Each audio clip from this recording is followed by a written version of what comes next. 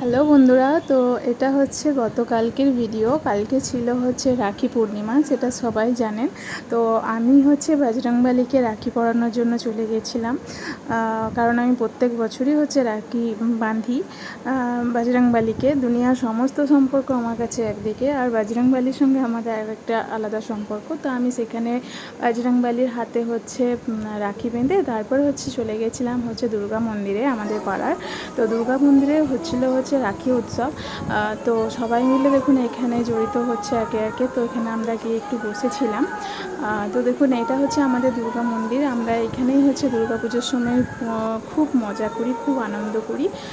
তো পাড়াতে মন্দির থাকলে সত্যি খুব আনন্দ হয়। আর পাশে আছেন হচ্ছে মহাদেব, আর এখানে আছেন হচ্ছেন রাধাকৃষ্ণের মন্দির। তো একই জায়গায় এই সমস্ত মন্দির থাকায় কিন্তু খুবই ভালো লাগে, আর জায়গাটাও খুবই শান্তিপূর্ণ লাগে। তো এই যে দেখুন এখানে এত রাখি হচ্ছে আনা হয়েছে সবাইকে বাঁধা হবে বলে। তো এখানে হচ্ছে নেনারা একটু বক্তব্য দিচ্ছিলেন, ভালো ভালো একটু কথা বলছিলেন, সেগুলো মন দিয়ে শুনছিলাম। তারপরে হচ্ছে রাখি বাঁধা স্টার্ট হলো।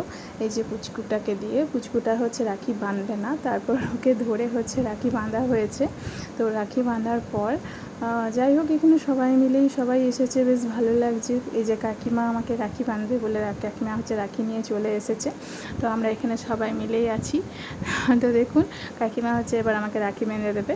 তো রাখি বাঁধার পর সবাই একে একে একে অপরকে রাখি বাঁধে। এগুলো দেখতে না বেশ ভালো লাগে। এই উৎসব নামমাত্রই, কিন্তু এই যে মেলটা, মানে সবার মনে যে একটি ভালোবাসা, আনন্দ, উৎসাহ, এটা কিন্তু খুব কমই দেখতে পাওয়া যায়।